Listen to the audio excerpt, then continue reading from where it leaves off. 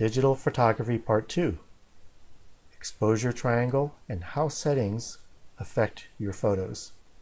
Now in Part 1, I talked about how digital SLRs work, and I also mentioned that I will talk about shooting modes in the next episode, but to keep things in proper order, I am only going to talk about exposure triangle and how these settings affect your photos in this episode, and in the next episodes I will talk about the shooting modes. So let's get started. This is the exposure triangle, and there are many versions of the exposure triangle, but this is what I came up with here. And there are 3 settings that need to be set properly to get a proper exposure. A proper exposure is the balance of the aperture, shutter speed, and ISO settings. A proper exposure is setting the meter at 0. If you look in the triangle, you'll see a horizontal meter, and that meter setting can go right or left. Now, if the meter setting is at the middle, in the center, at 0, that is the proper exposure. Now make sure you check your exposure compensation if your camera has that. If your exposure compensation is set positive or negative, it will throw off your regular exposure setting. Also, getting a proper exposure is easy. The challenging part is finding the correct balance of shutter speed and aperture to get the desired effect in your photograph. If you look at the 2 photos on the upper right of your screen, you'll see the photo on the left is underexposed, it's dark. But the photo on the right is properly exposed. So that's basically what this triangle is trying to achieve, a proper exposure. Next is aperture. What is aperture? The aperture is a hole or iris in the lens. Aperture settings is indicated in f-stops. The size of the hole in the lens translates to the f-stop value. And you'll see the values on the left. And these are 3rd stop increments. For Canon and Nikon, increments are typically in 1/3 stops. They range from f-stop of 1 all the way to an f-stop of 22. Now each lens has its own range of aperture capability.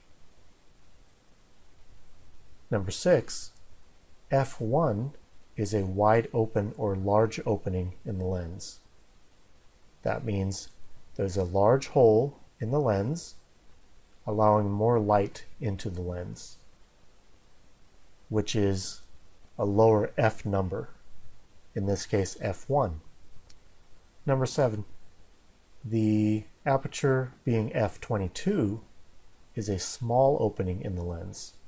So a high f-stop of f22, it has a very small opening or small iris opening in the lens. Now I will show you why that is. It may not seem correct. It kind of seems backwards to many people. Having an f22 f-stop, it sounds logical if the hole in the lens was large. And having an aperture of f1, it seems logical that the hole in the lens would be small. But it's the opposite, and I'll show you why mathematically. Let's say you had a 50mm prime lens set at an aperture of f1.4. Now f1.4, the aperture, that's actually a ratio, which is the focal length divided by 1.4, which equals the diameter of the aperture in millimeters. So 50 millimeters divided by 1.4 is 35.71 millimeters. 35.71 millimeters is actually the diameter of the aperture in the lens. So that tells you a small aperture of f1.4 has a large diameter hole or opening in the lens. If you had a 50 millimeter prime set at f22, you would take 50 millimeters divided by 22. That gives you a value of 2.27 millimeters. That would be the diameter of the hole in the lens for an aperture of f22. So with these calculations, it shows you why a small aperture has a large opening and a large aperture has a small opening for lenses. This is a modern day lens for SLR cameras, digital SLR cameras. This is a 28 to 135 millimeter with an ultrasonic motor made by Canon.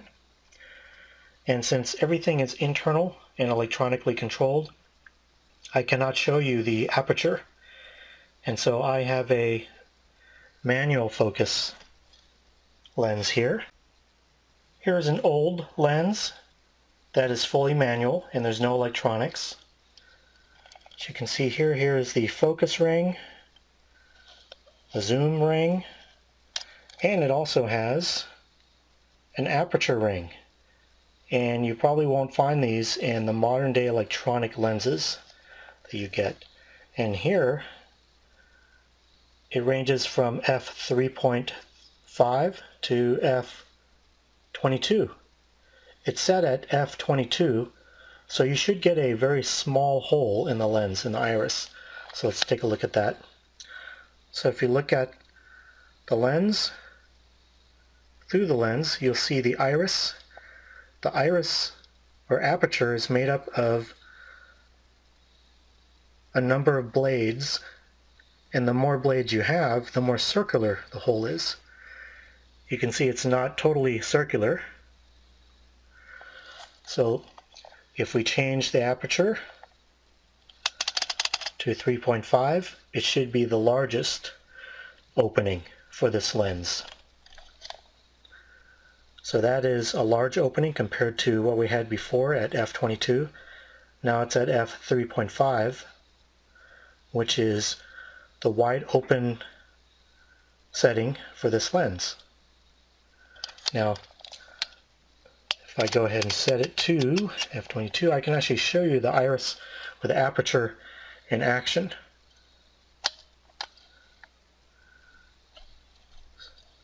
So that's the aperture of an SLR, a digital SLR lens.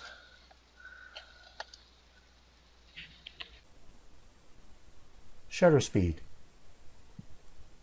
Shutter speed is the duration in time the shutter is open, allowing the light to fall on the image sensor. The sensor captures the image in digital cameras. If you look on the chart on the left, these shutter speed settings are also in 1/3 stop speeds. On top left-hand column, you'll see a shutter speed of 1/8,000th of a second. That is the fastest shutter speed on this list, and probably in most digital cameras. Going all the way down on the second column, it goes down to 30 seconds. So at 30 seconds setting for the shutter speed, when you press the shutter button, the shutter will open for 30 seconds and then close after 30 seconds. So if you need to set the shutter speed to something longer than that, you'll need to put it on bulb mode. And bulb mode allows you to press the shutter button and hold it down, and the shutter will stay open as long as you hold the shutter button down. As soon as you release it, the shutter will close. And usually you'll need a a watch or a timer, and that will tell you how long or when to stop exposing your image. Now we'll probably get into another video relating to, okay, how do you determine what your shutter speed should be if you have long exposure images that you have to take. And a lot of people use this long exposure with night photography, and we'll talk about that later. Here's a digital SLR. It is the Canon EOS 7D. I set the shutter speed to 2 seconds, and I'll give you a look at the shutter actually working here. What you see here is the reflex mirror, and it will pop up for 2 seconds, as well as the shutter screen will pop up.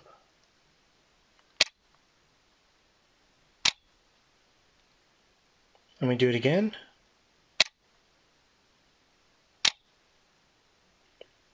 So what you saw after the reflex mirror and the shutter popped up, that was a sensor in the background.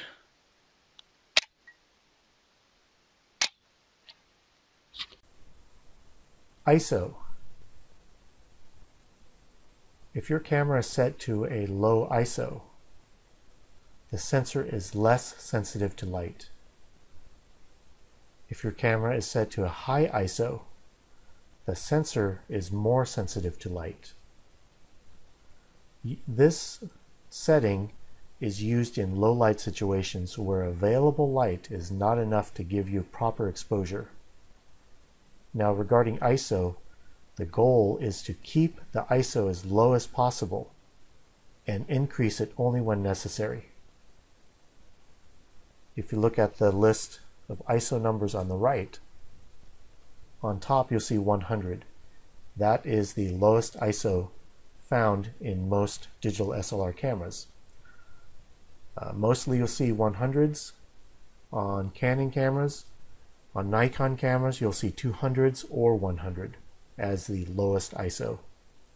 And depending on the camera, it'll go to 12,500 or higher, depending on the model and make of the camera. Here's an example of an ISO menu on the camera, and I believe this is from a Canon. And with ISO you can set it to auto. When you set it to auto, the internal TTL through the lens metering will automatically set the ISO for you. Now it'll try to keep it as low as possible based on the available light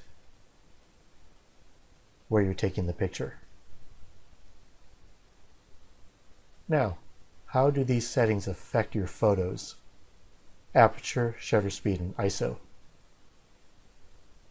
With all cameras, film or digital, aperture, shutter speed, and ISO all play a factor in properly exposing your photos. And the different settings will give you different effects in your photographs. First we'll talk about aperture. Now with aperture, looking at the photo on the left, you'll see a little figurine of a boy and a little thinker statue behind him. Notice that the thinker statue is blurred out or not in focus, and the subject, the little boy in front, he's in focus. That is called shallow depth of field, and you get shallow depth of field when your f-stop is at a low number, or if the lens aperture is wide open. So if the hole in your lens or the iris is at its most widest point or open to its widest hole, you'll get shallow depth of field with a wide open aperture, or the lowest f number. Looking at the picture on the right, this is a wide depth of field. The setting was set to f22, which means there was a very small aperture opening, a very small hole in the iris. This gives you deep focus. That's why the little boy and the thinker statue are both in focus. Now this is very important when you take photographs, and how you want the picture to look. So if you only want to focus on one subject and blur out everything else in the background, you want to use a low f-stop and have a wide open aperture.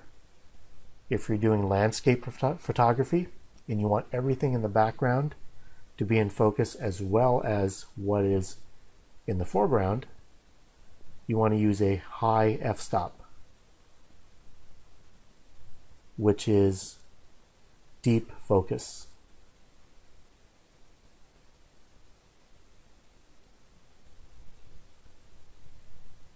Shutter speed. Now shutter speed can do two things. It can show motion or freeze motion. Look at the picture on the left. The shutter speed is set at 1/100th of a second. Now it is showing motion. You can see the fan rotating very fast. Looking at the middle picture, the shutter speed is at 1/250th of a second. Now it's still showing motion because it did not freeze the fan blades. So it's not fast enough to actually freeze it. The picture on the right, far right, I actually set the shutter speed to 1/4000th of a second, which is really fast. So that was fast enough to freeze the fan blades. So it's actually looking like it's turned off and not moving, but it was actually moving, just like in the picture on the left. But the shutter speed was so fast that it captured it and it freezed the motion. And that's what shutter speed can do. It can show motion or freeze motion. ISO. Increasing ISO will introduce noise into your photos. Looking at the ISO 100 photographs, you'll see the little boy. The picture is actually properly exposed. The colors are vibrant and it looks in focus and it looks very nice. Look at the pictures on the right. I set the ISO to 25,600.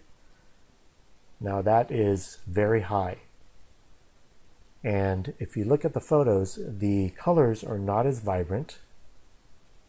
There is color distortion and things are off. It's not quite right. You'll see some white patches here and there. And so that is actually noise. And that is affected, or that is introduced when the ISO is increased when you take photographs. So when taking these photographs, I used a Canon 5D Mark III with a 24-70 millimeter 2.8 lens, L lens. Now this is a full frame camera, and full frame cameras produce photos with less noise. If you're using a crop sensor camera, it will show more noise with high ISO. So even with an ISO of 25,600, you won't see tremendously amount of noise. So this is actually not that bad compared to some of the lower end SLRs with crop sensors on them. So But this is an example of how noise will affect your photos. And I had to go up to 25,600 to actually get some noise because it was a full frame camera. So this is the exposure triangle and how these settings, shutter speed, aperture, and ISO, affect your photographs. I hope you found this helpful, and I hope this will help you take great photographs. In the next episodes of digital photography, I will talk about actually using the different modes in your DSLR. So thanks for watching. Have a great day. Please subscribe and like this video, and I'll see you next time.